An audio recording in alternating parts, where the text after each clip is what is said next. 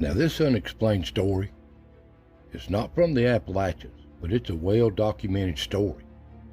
Over 100 years ago, this was told by Theodore Roosevelt, which we call Teddy. Teddy Roosevelt. He done a series of books back in his early days, The Wilderness Hunter, and he tells of all kinds of stories. But you know him in history as one of the Rough Riders, the leader of these in the Spanish-American War of 1898. And he was a big hero in them days. And he got into politics, and he became our 26th president of the United States, Theodore Roosevelt. Served 2 terms. And he was a renowned hunter around the world before he got into his politics.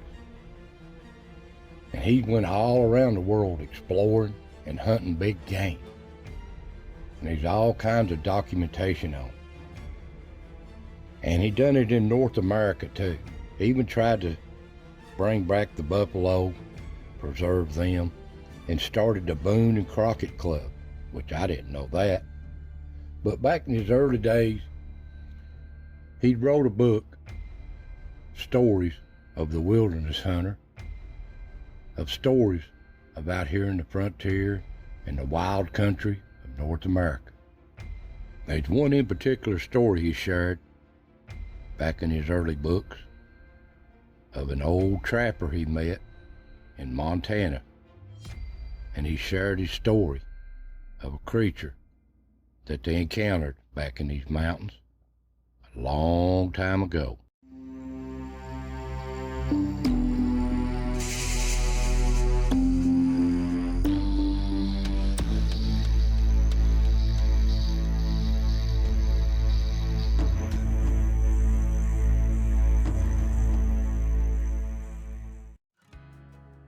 Now, this old story is a pretty popular story if you know his books.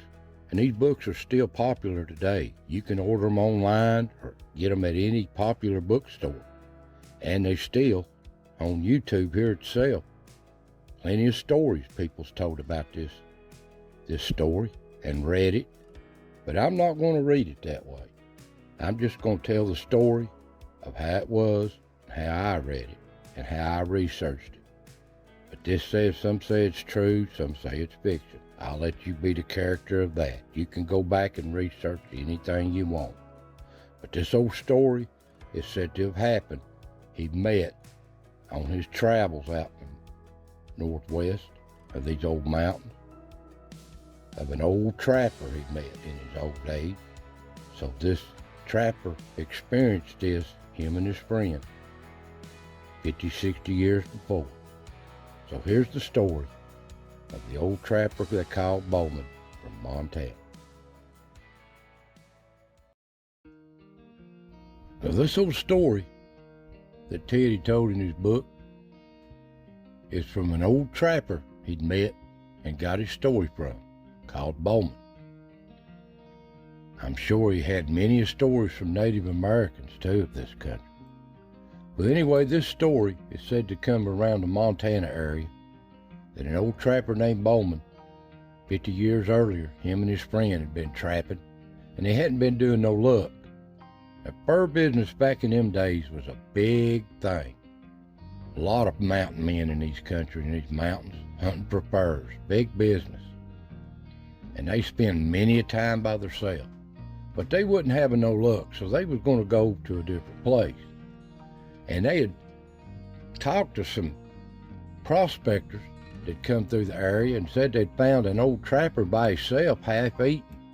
Well, they didn't pay much attention to that, the story goes. So they went on in here, and they found a big old meadow here grazing at the foot of the pass.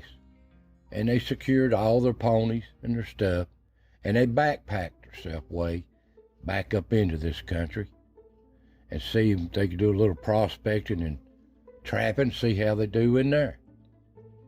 And it was said to be a real dense forest, fir trees, dense, rough, but beautiful country in these mountains. And they got in here and found them a little glade in the open breaks in the woods, built them some lean-throughs, throwed their stuff down, and gathered up what they could out of their packs and their traps and hit the trails. They said it was rough going back in here, the story goes. Trees was down everywhere. Rough, so they had to go different areas. And they put out traps here and there and worked their way all around the rest of the day. Seeing what kind of luck they'd have. It's getting late in the evening, so they started headed back towards their camp. The sun dropped fast in these mountains. When they got back to the camp, they noticed it'd been plundered. Stuffed their packs and scattered around. All their stuff moved around and opened up. And they got to noticing there was tracks all around. They thought, well, that's just a bear. They used to stuff like that. So they hastily put their stuff together and built them a fire. And old Bauman said he was building dinner while his buddy was just looking at the tracks. And they know what bear tracks are. But his buddy got to looking with an old torch out of the fire, said these wasn't bear tracks. He looked, went back and forth, and he come up to Bauman and told him, he said, that bear's walking on two legs. And Bauman said, no, ain't no way. Well, he said, yeah, that bear's walking on two legs. Well, anyway, they got up there into the night in their lean-throughs, covered up, sleep, and they got to hearing the noise a little bit, woke him up. And he seen a silhouette in the background behind the fire, so he fired at it. It startled him. Well, he must have missed, because he said it run off, made a noise, and breaking limbs and stuff back in the background off in the woods. They didn't know what it was. They tried to go back to sleep, but they really couldn't sleep. Who could? Next morning, they got up early and they said they'd stick together. And they hit the woods, laying some more traps, exploring the country they was at, hoping they'd do good. And I reckon it was beautiful country, dense, deep, dark woods, these mountains. And they spent a day at all the little sites, creeks, ponds, for beaver sign, set out their traps. Worked all day at it. Hoping they'd have some luck. Late in the evening, they head back into the camp, working their way through these dense woods. So beautiful, so beautiful. And they noticed the camp had been plundered again, and they was tracks all over, just like fresh snow. You couldn't help but see the tracks. Well, this time they built a big fire, big old fire. Well, that thing didn't come around tonight. They could hear it in the background, but it wouldn't come near the fire. So they decided they just check their traps. If they're not doing no good, they're going to get out of here. So they stuck together that morning again. Worked all day, and trap after trap they come to they'd set day before had either been sprung or nothing was in it. They wasn't having no luck at all.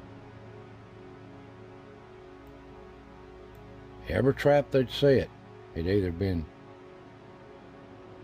sprung or nothing was in it. They wasn't having no luck at all. So they started gathering their traps up. They were going to move on. Well, it got late in the evening, and he had a couple of traps left. They was together. Well, his buddy, Bauman said, would go on back to camp, get their packs ready to go, and he'd be ready to go when he got it. So Bauman just kept on. He'd go get the last couple of traps at a different place, not far from the camp. Not far at all. But it was getting late in the evening, so he headed back to camp to get with his buddy so they could just get on out of here. Didn't want to spend another night there. And he got close to the camp, started hollering for his buddy. But there was no answer. It was so quiet. So he kept hollering, and nobody to be found there at the camp. And he finally found him, laying behind a big log. Evidently, he hadn't been dead long. He'd been sitting on that log, waiting for his buddy to come so they could leave. And whatever that was, it slipped up behind him quietly and broke his neck and bit into his throat and left him laying there. Well, he panicked. He just left everything except for his firearms. He got out of there as quick as he could get. His feet would carry him out of there, back to the meadow where the ponies was at. They was still there, and got them and rode as much distance as he possibly could between him and that. Well, that's the story. Is it true or is it false? Who's to say? But whatever it is, there's things in these old mountains that people just don't understand. Now, he told this story about the old man, but I've heard even rumors and stories about that he experienced this, but he didn't want to be ridiculed, so he changed the story that it was somebody else telling him because he was getting into politics. But I don't know. That's all history. But all I can tell you is there's the story. You can go back and look at it. You can get an audible. You can read the story. It's easily to find. So guys, all I can tell you, these mountains, especially the Northwest, just like these Appalachias, there's things in these mountains that people just ridicule and laugh at us about. Until they experience it, they'll never know. But there's things in these mountains that don't want to be seen and won't be seen. So I hope you enjoyed the little story. So, thanks for watching. God bless, and I'll see you next time.